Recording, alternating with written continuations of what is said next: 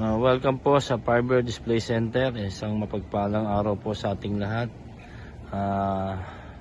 Dito po tayo ngayon sa aming shop upang ipakita sa inyo itong ating isang unit po na katatapos lang po natin may restore. Ito po yung ating gasoline engine po, ang makina nito na Toyota 4K po na di gasolina. Ang body po nito ay pure stainless, all stainless po yung kanyang body. Yan, kikita ko po sa inyo. Iikutan po natin siya mamaya para makita niyo po yung buong body niya. Then sa loob po ipakikita ko rin po sa inyo. Unahin po natin dito sa may parting ng makina. Buksan po natin itong hood.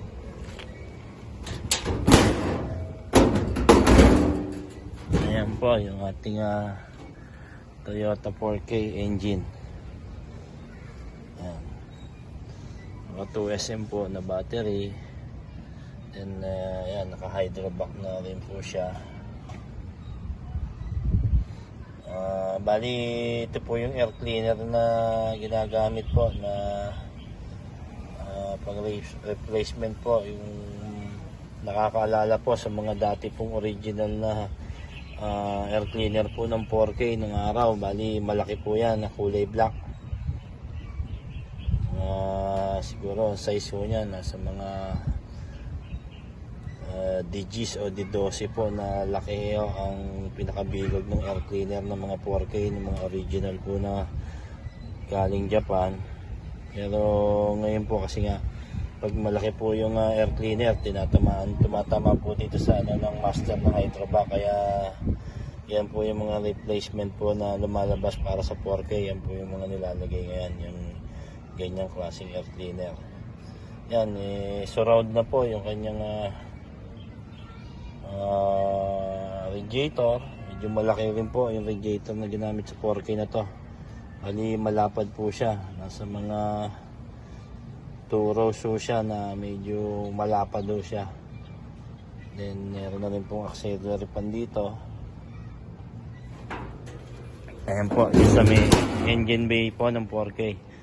Then sa gulong naman po, ang ginamit naman pong gulong dito mag wheels po siya na 4 stud. Ang size po niya is 175/70 R13. Bali 13 po yung kanyang size ng gulong. Naka mag wheels po yan na 4 stud. Yan, meron na rin siyang mudguard. Yan, fabricated mudguard daw yan. Then sa bumper naman po, ito po yung bumper niya. Meron na rin siyang bull bar na stainless. May dalawang antena po yan dyan sa both side, para malaking bagay din ho yan para maging guide po, lalo na ho yung mga gantong mahahaba ho yung uso na ganito, para natatansya niyo po o na kakarkula po ng driver yung distance po sa harap. Yan po.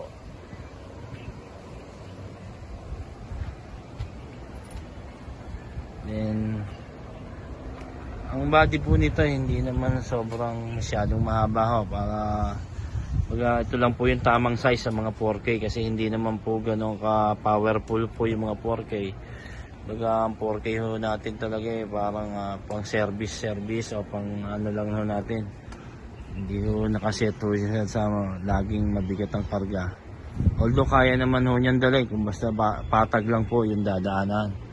Siguro kinakapos lang ho siya sa pag medyo yung lugar niyo po may mga ahon o medyo matatarik pong daan. Mararamdaman niyo po na medyo nahihirapan na siya. Pero kung ano naman po, subok na yung mga 4K po sa mga pang service lang po na ginagamit, tulad po ng ganito.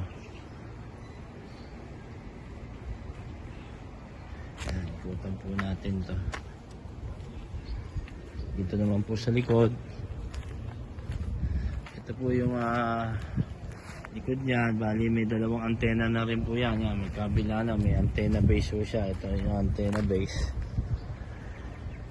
Diyan na po yung taillight, yung lagayan ng plaka, yan po. Ito po yung spare tire, yan. Meron na rin po siyang top load, yun sa taas, yung carrier po sa taas. Yan po.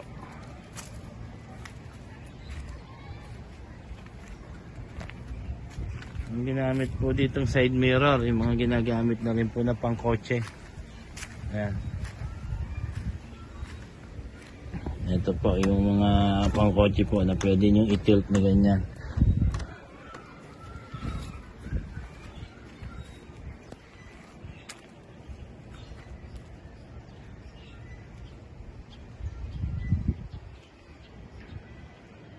Ayan po yung ating Toyota 4K gasoline po.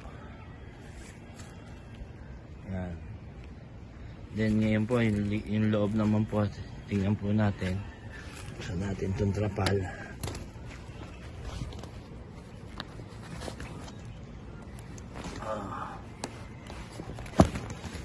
Ayan, i-roll naman itong trapal na to. Ito po yung mga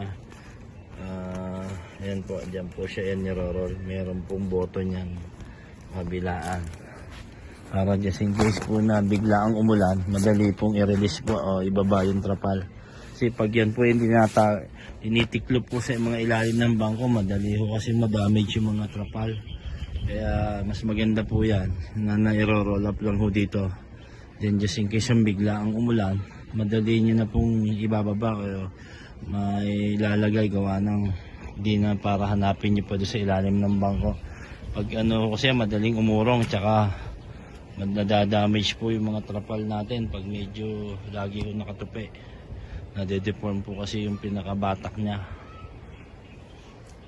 Then ito po yung ating dashboard sa unit na to. Yan, stainless dashboard po yan na fabricated po. Yan. Then naka-electronic gauge na po yan. Yan. Console box po siya. Ayan po yung handbrake. Then yung seat belt. Ayan po yung seat belt. Then ayan po yung sa loob. Yung speaker baffles na ho yan. Yung pinakasandalan. Ayan po yung bangko naman po sa harap. Naka leather seat na po yan na seat cover. Yung 2-seater dito po sa harap. Yan po yung ating 2-seater na dito po sa harap. Then yun po yung minibela niya, meron na rin pong steering cover.